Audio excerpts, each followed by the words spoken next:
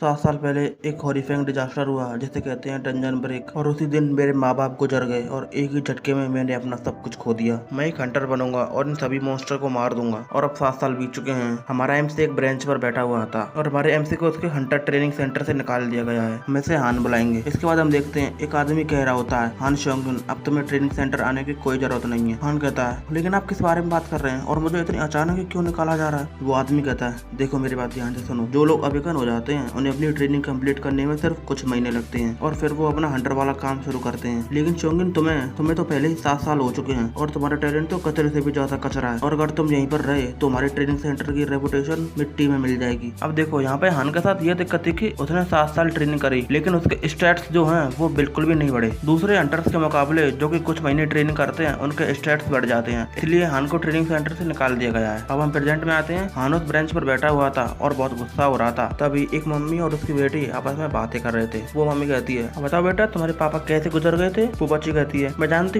हूँ मॉम, जब 7 साल पहले मॉन्स्टर ने हमला किया था तब डैडी गुजर गए थे क्योंकि उन्होंने बहुत सारे लोगों की जान बचाई थी। आगे वो लेडी अपनी बच्ची से कहती है, अगर आगे तुम्हें तुम्हारी जिंदगी में कोई भी दिक्कत आती है तो तुम्हें क्या करना चाहिए। वो बच्ची कहती है, हमें स्ट्रॉन्ग होना चाहिए मेरा प्यारा बेटा, बेटी का भी गिव अप मत करना। और इनकी बातों को सुनकर हमारा हान फिर से मोटिवेट हो जाता है और वो उनके पास जाता है और उन्हें ग्रीट करता है और वहाँ से भागते हुए सोच रहा था, ये ठीक है, मैं पिछले 7 सालों से ये झेलते हुए आ रहा हूँ और मैं अब ऐसे ही नहीं रुक सकता, मुझे गिव अप नहीं करना। हान भीगते हुए उसी आदमी के पास फिर से जाता है और कहता है, प्लीज मुझे एक और मौका दीजिए। लेकिन अब की बार ये आदमी गुस्सा हो चुका था। ये आदमी गाली देते हुए कहता है, तुम कमीने, तुम यहाँ से चले क्यों नहीं जाते? क्या तुम अपनी मेंबर से फीस को रिफंड करवाने के लिए आए हो? हान उसे समझाने की कोशिश करता है कि नहीं, ये पैसों के बारे में नहीं है। लेकिन वो आदमी अब गुस्सा हो चुका था। वो हान को एक चोर का चपाट लगाता है और हान पीछे कचरे में जाके गिरता है। और अब हान यहाँ पे सोच रहा था, अगर मेरे पास भी कोई यूनिक ट्रेट होता, नहीं मेरे पास बस थोड़ा सा टैलेंट भी होता। तभी सिस्टम अपीयर होता है और सिस्टम कहता है, टावर ऑफ ट्रायल्स हमारी आयरन बिल को रेस कर रहे हैं। हान इसकी वजह से शॉक हो चुका था, लेकिन जिस पानी के ऊपर वो पड़ा हुआ था वो उसी पानी में घुसा चला जाता है और पीछे रह जाती है तो उसकी एक टोपी। बस हम देखते हैं हान को जो कि पानी के अंदर घुसा जा रहा था। तभी सिस्टम पर फिर से मैसेज आता है कि टावर ऑफ ट्रायल्स ने सुटेबल कैंडिडेट्स को पृथ्वी पर से सेलेक्ट किया है। इसका मतलब कि हान ही नहीं था जिसको सिलेक्ट किया गया था, मतलब कि बहुत सारे लोग हैं जिनको सिलेक्ट किया गया था। सिस्टम फिर से कहता है, प्लीज अपनी डिफिकल्टी सेलेक्ट कीजिए और तुम्हारी डिफिकल्टी के तौर पर ही तुम्हें रिवॉर्ड मिलेगा। डिफिकल्टी जितनी ज्यादा हाई होगी तुम्हें रिवॉर्ड भी उतना ही अच्छा मिलेगा। हान कहता है, मुझे नहीं पता आखिर ये हो क्या रहा है, लेकिन मेरी इंस्टिंक्ट मुझे कह रही है कि मुझे इस चांस को छोड़ना नहीं चाहिए। और वो डिफिकल्टी चूज कर लेता है, लेकिन अभी हमें इसके बारे में नहीं बताया जाता। सिस्टम फिर कहता है कि तुम टावर ऑफ ट्रायल के फर्स्ट फ्लोर में एंटर करने वाले हो, प्लीज खुद को इसके लिए प्रिपेयर कर लें। इसके बाद हम देखते हैं हान एक डेजर्ट में आ चुका था और सिस्टम उसे एक वेपन प्रोवाइड करता है जो कि एक स्वॉर्ड थी। सिस्टम कहता है, और तुम्हारा सब्जेक्ट है कि तुम्हें यहाँ पर सर्वाइव करना है और तुम्हारा रिवॉर्ड है कि तुम्हें एक यूनिक ट्रेट मिलेगा। और यूनिक ट्रेट के नाम से हमारा हान खुश हो जाता है और कहता है, मैंने 7 साल तक वर्क हार्ड किया लेकिन मुझे कुछ भी यूनिक ट्रेट नहीं मिला और यहाँ पर मुझे यूनिक ट्रेट सिर्फ एक रिवॉर्ड के तौर पर मिल रहा है, ये तो कमाल की बात है। इसके बाद हान उस स्वॉर्ड को उठाने के लिए जा रहा था लेकिन तभी जमीन से निकलता है गोलम और सिस्टम पर भी आ गया था कि ट्यूटोरियल स्टार्ट हो चुका है। और अब हमें पता चलता है कि हान ने सबसे खतरनाक डिफिकल्टी, हार्ड डिफिकल्टी चूज करी है और हमारे हान को यहाँ पे सैंड गोलम के अगेंस्ट में 10 मिनट तक सर्वाइव करना था और अगर तुम फेल हुए तो तुम्हारी पेनल्टी है डेथ। हान उस गोलम से डर गया था और उसे बचकर भाग रहा था। इसके बाद हान कहता है, क्या मैं सच में ऐसे ही भागता रहूं तो इससे बच पाऊंगा?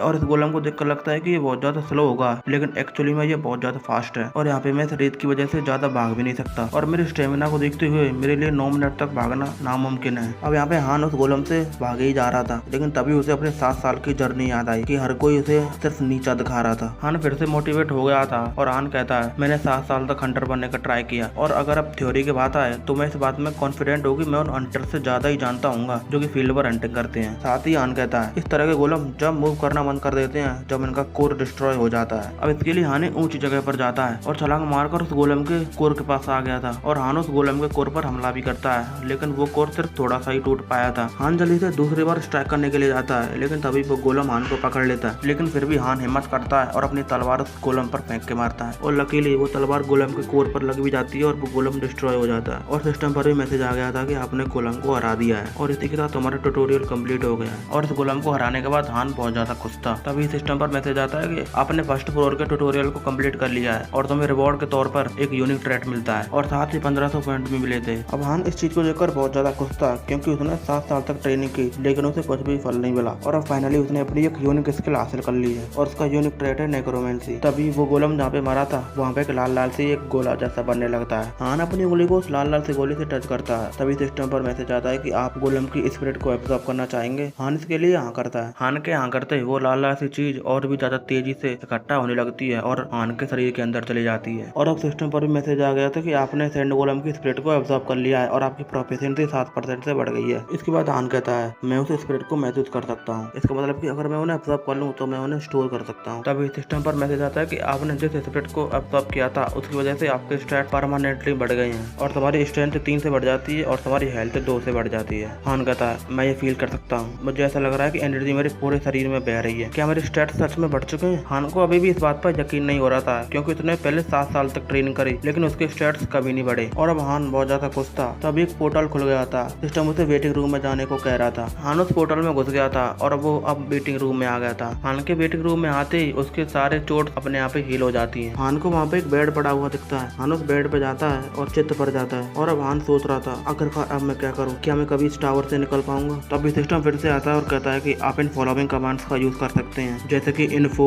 स्टोर, कम्युनिटी, इन्वेंट्री और ट्रायल, और आपको इनका यूज करने के लिए सिर्फ इनका नाम बोलना है। इसके बाद हान डायरेक्ट बोलता है ट्रायल, लेकिन वो अभी ओपन नहीं होता क्योंकि अभी सेकंड फ्लोर के ट्रायल को चालू होने के लिए 23 घंटे और 21 मिनट है। इसके बाद हान कहता है कम्युनिटी और हम देखते हैं हान के सामने एक चैट जैसी चीज खुल गई थी जहाँ पे बहुत सारे लोग बात कर रहे थे। इसके बाद हान कहता है इनकी बातों को सुनकर लगता है कि ये भी अभी कंफ्यूज है, इन्हें भी अभी कुछ नहीं पता। तभी वहाँ पे एडमिन एंटर करता है। तो मैं एडमिन का मतलब तो जानते ही होंगे, मतलब कि जितने इस कम्युनिटी को बनाया है। एडमिन कहता है जिन लोगों ने फर्स्ट फ्लोर के ट्रायल को कंप्लीट कर लिया है उनके लिए हमारे पास इन्फॉर्मेशन है। इन्फॉर्मेशन का नाम सुनते ही हान भी सतर्क हो गया था सुनने के लिए। इसके बाद एडमिन कहता है कि जो भी पॉइंट्स तुम्हें फर्स्ट फ्लोर का ट्यूटोरियल कंप्लीट करने पर मिले हैं वो यहाँ पे टावर ऑफ ट्रायल में पैसे की तरह यूज होंगे और इस टावर ऑफ ट्रायल में तुम बिना पॉइंट्स के एक बूंद पानी भी नहीं ले सकते और पॉइंट्स सिर्फ ट्यूटोरियल कंप्लीट करने से ही मिलते हैं। हान कहता है तो इसका मतलब कि हम बिना पॉइंट्स के एक बूंद पानी भी नहीं ले सकते। इसका मतलब कि हमें ना चाहते हुए भी पॉइंट्स को अर्न करने के लिए ट्यूटोरियल्स को कंप्लीट करना होगा। इसके बाद एडमिन कहता है कि बस यही था जो कि हम आपको बताना चाहते थे और ये कहते ही एडमिन वहाँ से एग्जिट हो जाता है। इसके बाद हान सोच रहा था कि मैं स्वॉर्ड के साथ अकेला कुछ भी नहीं कर सकता। इसके बाद हान स्टोर में जाता है और एक शील्ड भी बाय कर लेता है और वहीं पे ट्रेनिंग करने लगता है। और हान अब थक कर गिर गया था लेकिन तभी उसकी बॉडी अपने आप ही हील हो जाती है और उसकी सारी थकावट चली जाती है। हान भी इस चीज को देखकर काफी ज्यादा खुश था। इसके बाद हान अपनी इन्वेंट्री को देखता है और कहता है कि शॉपिंग करने के बाद अब सिर्फ मेरे पास 40 पॉइंट बचे हैं, बल्कि हान के पास पहले 1500 पॉइंट थे। और हाँ आपको बता दूं कि हान को रिवॉर्ड के तौर पर 1000 पॉइंट्स मिले थे और बाकी के 500 पॉइंट्स उसको एडिशनल रिवॉर्ड के तौर पर दिया गया था। और अब सेकंड फ्लोर का ट्रायल स्टार्ट होने में सिर्फ 17 मिनट 17 सेकंड रह गए थे। हान कहता है क्या मैं फिर से सर्वाइव कर पाऊंगा? नहीं, मुझे सर्वाइव करना ही होगा। और अब सेकंड फ्लोर का ट्रायल स्टार्ट हो गया था। हान उसमें एंटर भी कर गया था। अब हान देखता है कि वो एक फॉरेस्ट में था और सिस्टम उसे कहता है कि इस टावर ऑफ ट्रायल का सब्जेक्ट है कि आपको असैसिनेशन करना है। दिए गए समय पर आपको ऑर्क लीडर का असैसिनेशन करना है। हान एक ऊंची पहाड़ी पर खड़ा था और सारी ऑर्क ट्राइब को देख रहा था। और इसी के साथ हम इस वीडियो को यहीं पर खत्म करेंगे। अगर आपको हमारी वीडियो पसंद आती है तो हमारे वीडियो को लाइक करें और चैनल को सब्सक्राइब करें। तो मिलते हैं कल इसी टाइम पर एक और वीडियो में।